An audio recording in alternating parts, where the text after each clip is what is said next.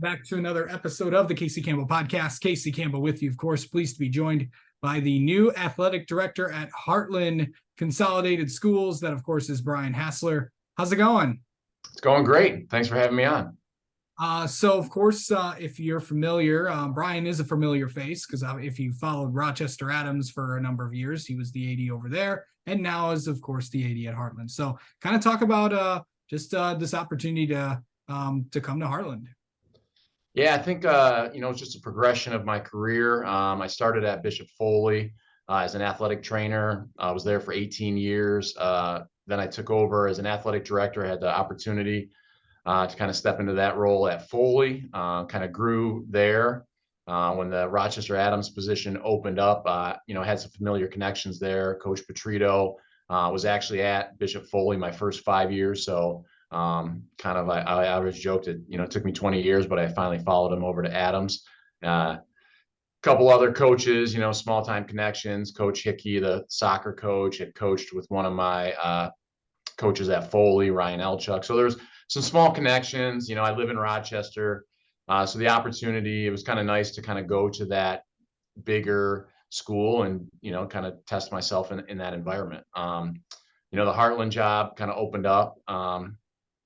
Wasn't necessarily looking, but it was an opportunity. I grew up in a small town in the Thumb, and I love the one town, one school kind of environment, the Friday night lights, where it's, everybody has that passion for athletics, and, you're kind of the lone, entity, in regards to, that environment. So it's kind of fun, and, it's been great so far walking in. Everybody's been very welcoming, from the superintendent, Chuck Hughes, down to, even JD, who's stepping into an assistant principal role.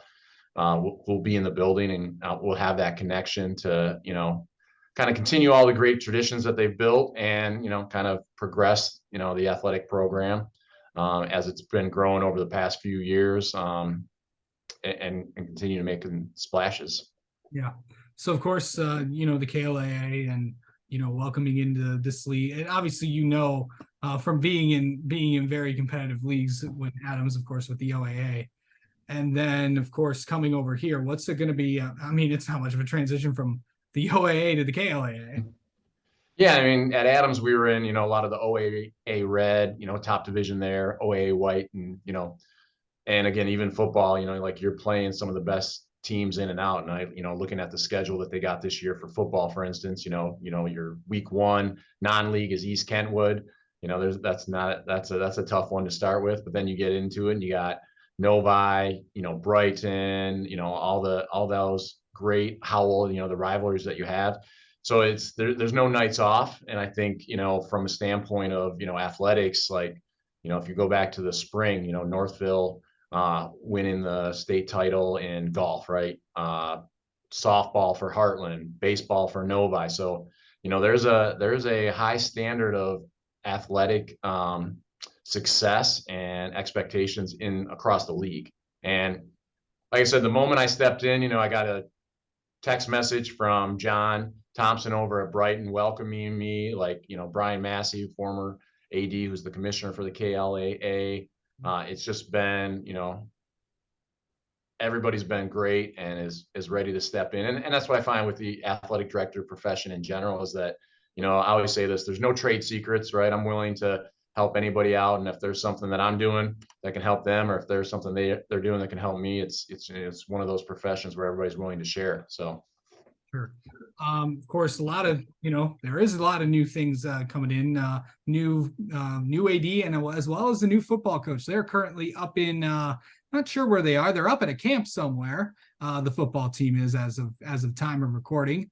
But overall, it's what's it like meeting all the coaches and all that stuff. And yeah, what's that been like?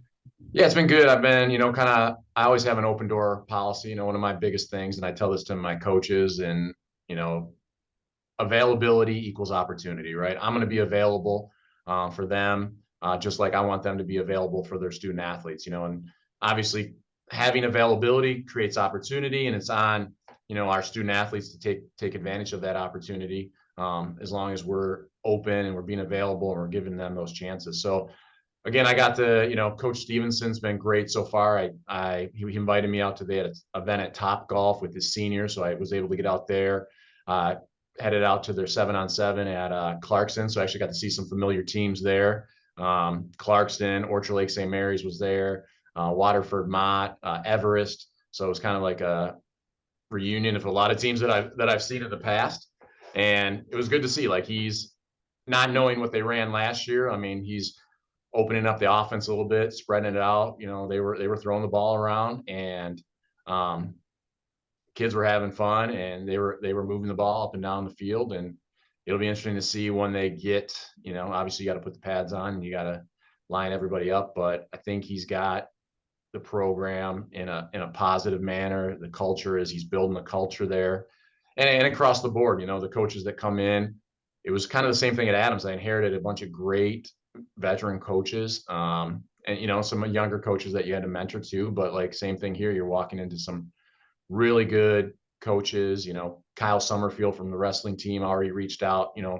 Day one. You talk about that. Obviously, softball. Taylor Wagner over there doing great things. Brad from the baseball team. So they've all been around, and kind of poked their head in and said hello. And we've talked about their programs. And I think, again, like I said, that one of my tenets is, passion. And I think I have a passion for sports, and I love, coaching. We're not doing this as these coaches aren't doing it for the money. So it's like, to have that passion and want to impact student athletes is something that I appreciate. And I try to kind of, impart on my end as well. Okay, so usually around this time in July, there's really not, well, I'm not sure. There is a lot going on, but this is usually the time where, everyone takes vacations. It's kind of like the next few weeks are kind of the last kind of ditch effort to maybe get away for a weekend before the season really starts. I know August 7th is definitely going to be coming before you know it. But overall, what is this during this time? What are you basically doing what do ADs do during the month of July? I mean, honestly, a lot of ADs, when they get to that point, you're going to get a lot of kickbacks on their email that says they're out of the office until, July 31st, that week.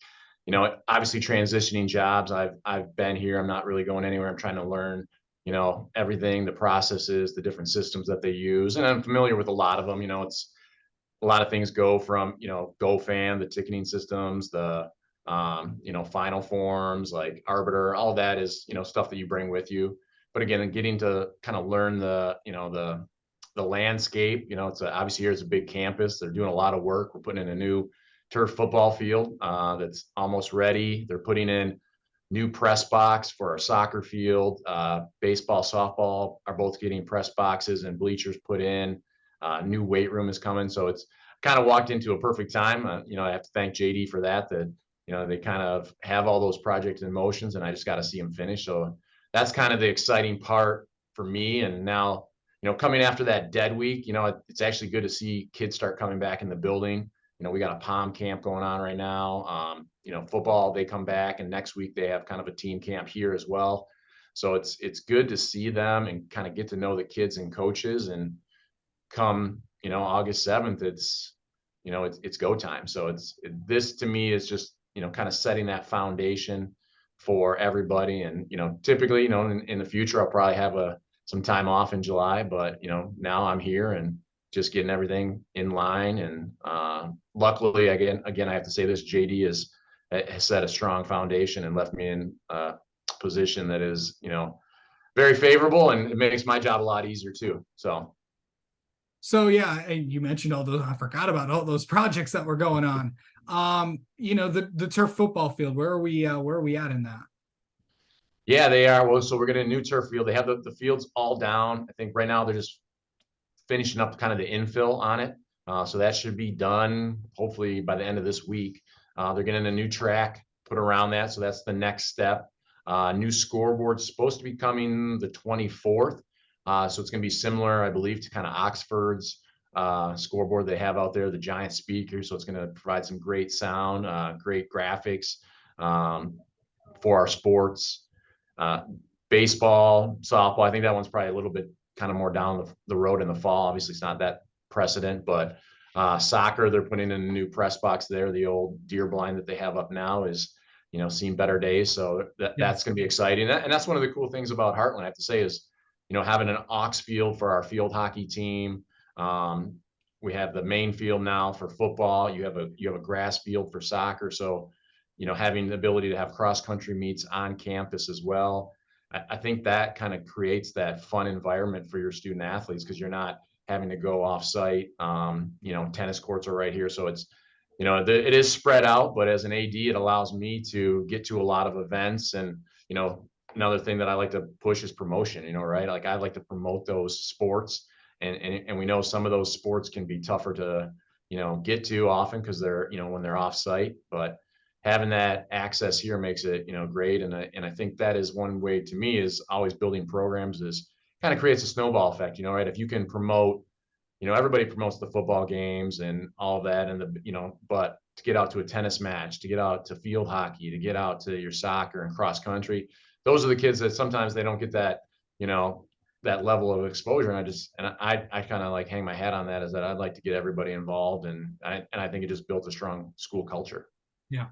It should be fun. I mean, to see all that. And I will definitely not miss those days climbing up that old press box at the Hartland soccer games. So, but anyway, going into the fall, a lot of teams, as we talked about football, but there's a lot of expectations with a lot of teams this year. Yeah, I think, across the board, fall, winter, spring, obviously they had a great spring, but, football, new coach. He's been in the program for, a long time. They got a big staff coming in, and it's going to be interesting. Obviously, they're changing up their offense a little bit. So I think, in talking to them, I kind of got to see that Clarkston 7-on-7. I got to see some of the culmination of their work throughout the summer. So it's starting to click a little bit, starting to find the pieces right there. Boys soccer, obviously, they're going to be raring to go. Volleyball, I think they have some really good pieces coming back as well, and to compete at that level.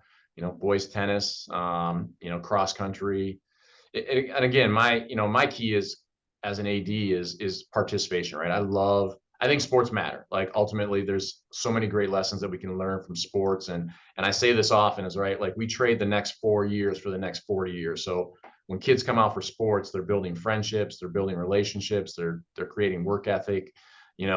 I think we're trading the next 4 years for the next 40 years of our life. And that's why it's important to me to get kids out. And I see that here is, like, the number of kids that they have in this community,